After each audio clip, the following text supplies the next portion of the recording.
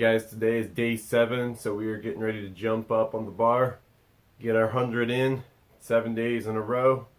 Done 600 chin-ups so far this week. The main place I'm feeling it is right in the back of my elbow, just right around that joint. Otherwise, not really feeling it too killer. While I'm doing it, it definitely feels like it's wiping me out. Yesterday I was able to do a little bit more workout in addition since it was Saturday. I'll probably do some more after I get my 100 in today. But then on to the next one, guys. So let's go.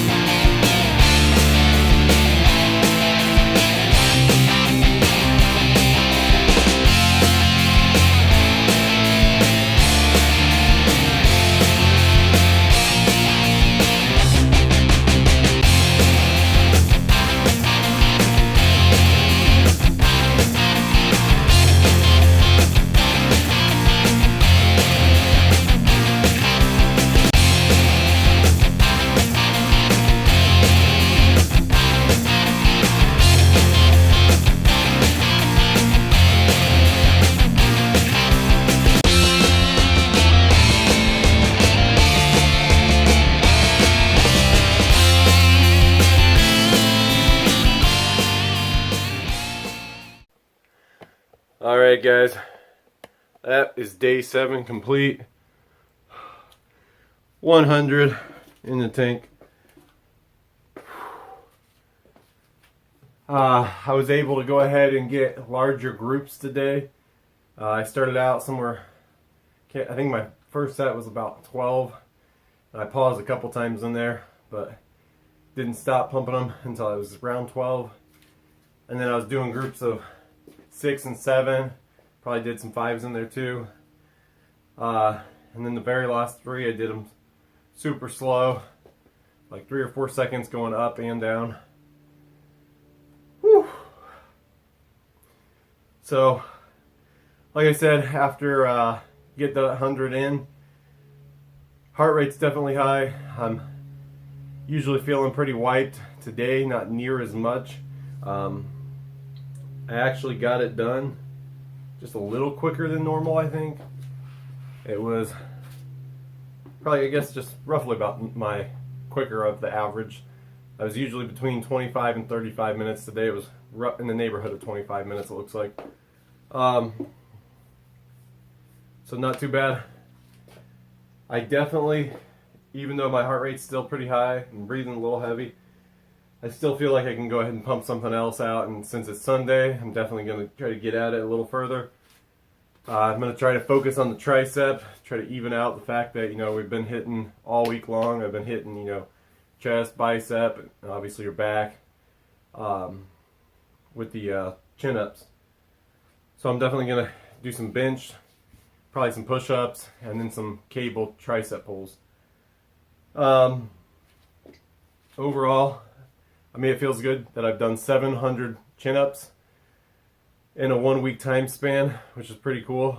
So I'm gonna have to go ahead and later today, once the pump wears off, I'm gonna go ahead and get some measurements and see if I did any physical gains that are measurable, or if it's just the amount of strength that I feel. Because I definitely feel stronger as I go through these 100 than I did on day 1. And chin-ups are something I've always loved, like I've said multiple times. So it's always something I feel like I've been able to do pretty good. I know randomly we went to an air show and it was pretty chilly out, so I wasn't warmed up or anything. They had a little stand for people for the Marines, and the kids went over and were checking it out, and they came back and said, you get a free T-shirt for the Marines if you get so many chin-ups done, chin-ups or pull-ups. And so my daughter went ahead and she went over and she got a T-shirt. And my brother's in the Marine Corps, so I went ahead and went over there and wanted to go ahead and get a T-shirt to represent, support my brother, the Marines.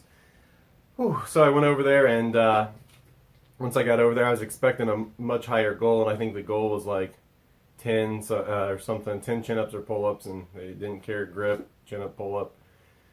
And so, like I said, it was already cold. It was pretty chilly outside, and I knew it was rainy that day. I think I went ahead and just on the spot busted out like around 20, 25, something like that. That's how they've always came pretty easy to me. But to pump out 100 in a back-to-back format, at the beginning, whenever I set up this challenge and planned on doing 100 a day, I told myself that if it starts getting too hard, I can always spread them throughout the day, like do 10 an hour or something like that, because I've got a pull-up bar in the house too. But actually, as I got going, I was more committed to wanting to get it done, and then also increasing that strength and muscle fiber as a back-to-back-to-back sets, so that get them in all at once. So that definitely changes the workout. If you're doing them 100 spread throughout the day, you're definitely still getting them in. You're definitely going to keep getting stronger. But it was nice for me to be able to realize that I could squeeze them into all that time. So you got to start where you are, and then always adapt. Adapt whatever your challenge is that you're trying to do, whether it's you're trying to do 10 push-ups or 100 push-ups. If on day 3 you realize your shoulder feels like it's going to tear out a socket, don't do them the same way. Maybe change your stance on the push-up type. Maybe spread out your arms a little bit more. Maybe you need to just do one every 30 minutes or something. You got to start with where you are and what your skills and what your body's able to do. If you start tearing your body up, it's going to make you not want to mentally do it again the next day. So you gotta be able to beat it up enough that you feel like you got a good workout in, but not ruin yourself to where you don't want to come back on day 2, 3, 4, 5. Especially when you're doing 30-day challenges, because that one for me, that 30 days of 100 curls and hex press challenge, it was a lot on my elbow joints, and I think that's why the pull-up challenge right afterwards, the chin-up challenge, is really making it noticeably sore back there. But like I said, I listen to my body, adapt, take it easier whenever it feels a little sore, and you always got to adapt. All right, so that's day 7, 700 chin-ups. Let me know what challenge do you guys want me to do. Thinking about doing a squat challenge coming up. I don't know if I'm going to jump into it right away. I'm sure I'm going to give myself a little bit of a break from the monotonous exact same thing every day. Maybe get out a couple how-tos and stuff like that. I got some product reviews coming up, and then we'll see what else is next. Thanks, guys. Thanks for watching Fitness Reset.